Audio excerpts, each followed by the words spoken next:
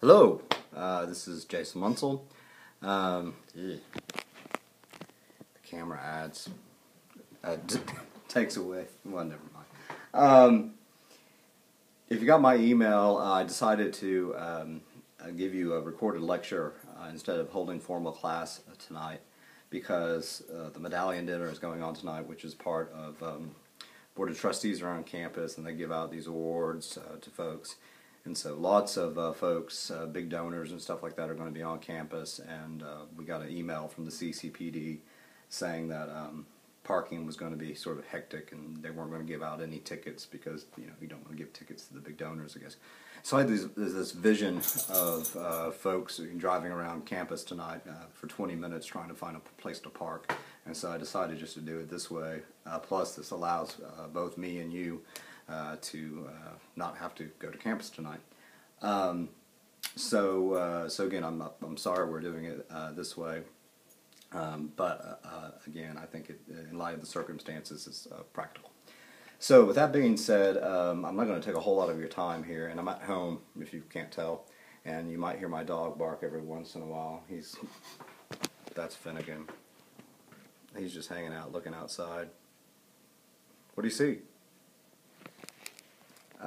In any case, and he might offer a little bit of information as well. If you go to the syllabus, and this is also meant for you to sort of follow along on the PowerPoint as well, if you want to bring the PowerPoint up and then watch my video at the same time, and the video will be under bookmarks. Blah, blah, blah, blah, blah. We are discussing Pathos tonight.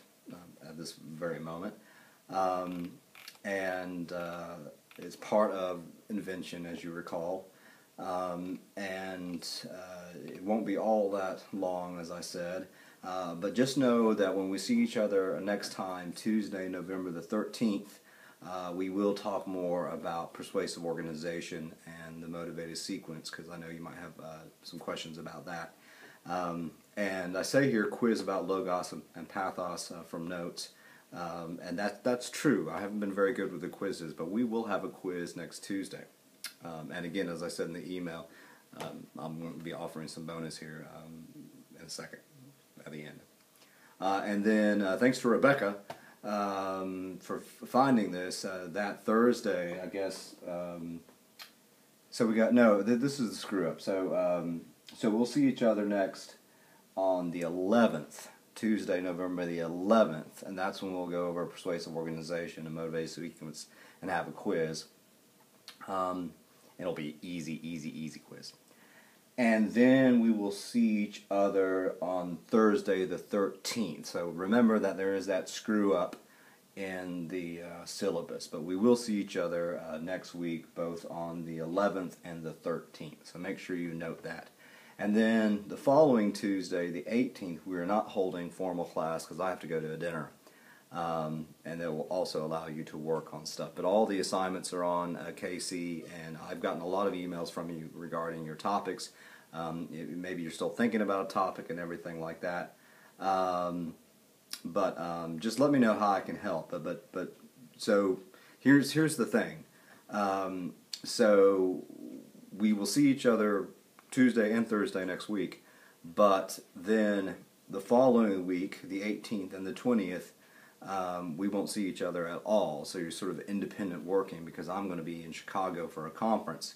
And then when we come back on the 25th of November, that's when we will pick speech times, but also we will workshop the outlines. So remember I said in class that the outlines are not due per se for a grade. They are just due so we can workshop them.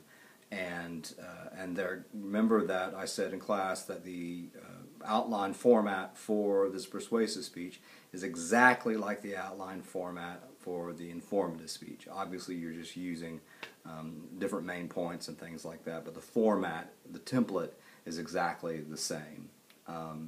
And then on Tuesday, then we'll have Thanksgiving break, and then on Tuesday, December the 2nd, we're going to workshop the letter to the editor. And you have that assignment now. It's on KC. so you can take a look at that. But I want you to bring a rough to class.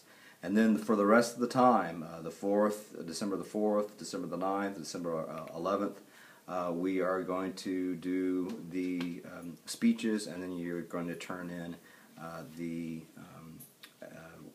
editor letter at some point before or the day of the 11th.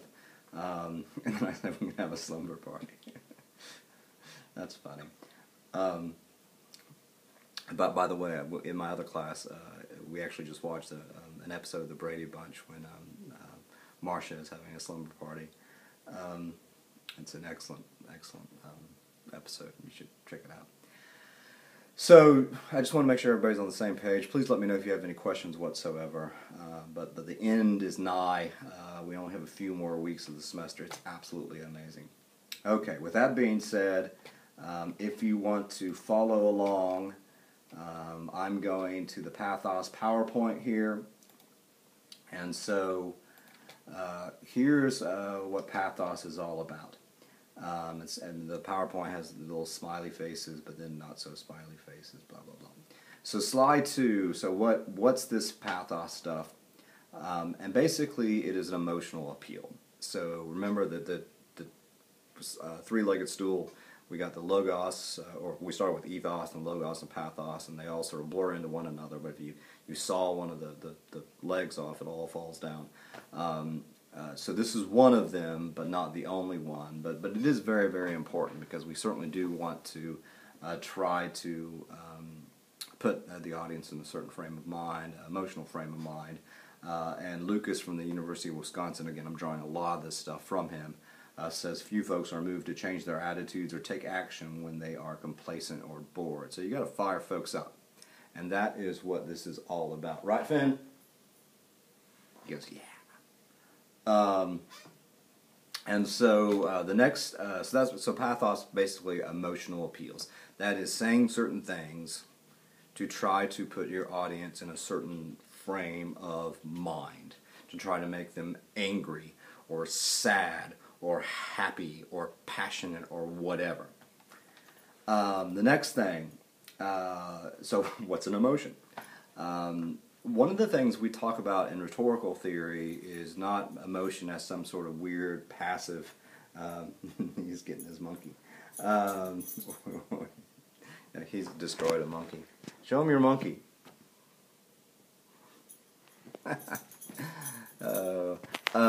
It's not a passive sort of thing. It's what we call a self-involved judgment. It's more active. So what we're interested in is how we, or our audiences, utilize emotion in order to make a particular decision. And so that's sort of the self-involved judgment idea. How can I move from feeling anger to doing this? We saw in the election that just happened, a lot of the news folks are saying that the voters were angry and it moved them to vote for certain people. So that's sort of the rhetorical perspective. So it's not just about feeling, it's about feeling something to encourage people to support what it is, whatever it is that you will be talking about in your persuasive speech. So the next slide, we're on slide 4 now. It basically says, okay, let's say that you know you are watching a television show or a commercial, or somebody is giving a speech on organ donation. They talk about the whole process. They offer a story, and if you want to sort of borrow from logos, this is how the logic of the self-involved judgment sort of works. Basically, I'm the type of person, I like to make others feel good. I like to help other people. If I donate my organs, I will help other people, and therefore I should donate my organs so when I'm dead I'll feel happy. Something like that. Okay, so the next slide, 6. So what are the judgments? Some of the things that Stephen Lucas talks about, the big ones are like fear appeals, which can be problematic as well. Compassion appeals, pride, anger, guilt, reverence, whatever. But please notice again that one of the problems with this is that, again, it's got the three-legged stool. And so if all you're offering are fear appeals, but you have no evidence, or the evidence is false, Ebola, Ebola, Ebola, Ebola, I'm going to scare you, but is there evidence that it's really, and then what credibility do you have to actually talk about this? Are you a doctor, or are you just some sort of random dude?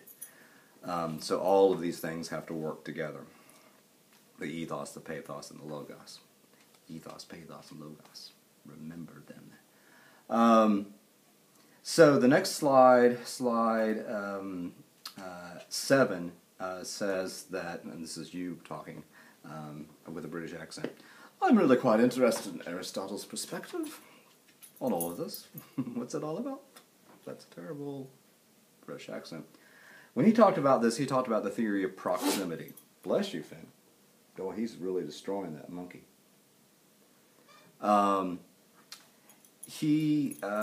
Basically the idea of proximity, and hopefully you know what proximity means, what it is. It means how close we are to something.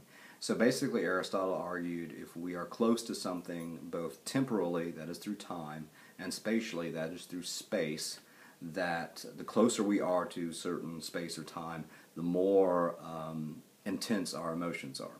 Makes sense, right? So if you got dumped by somebody, when are the emotions most intense? One would say, at that time, at that place. Think of 9/11, where the emotions weren't intense everywhere, but what if you were there? What if you were in one of the planes, right? So that's the idea.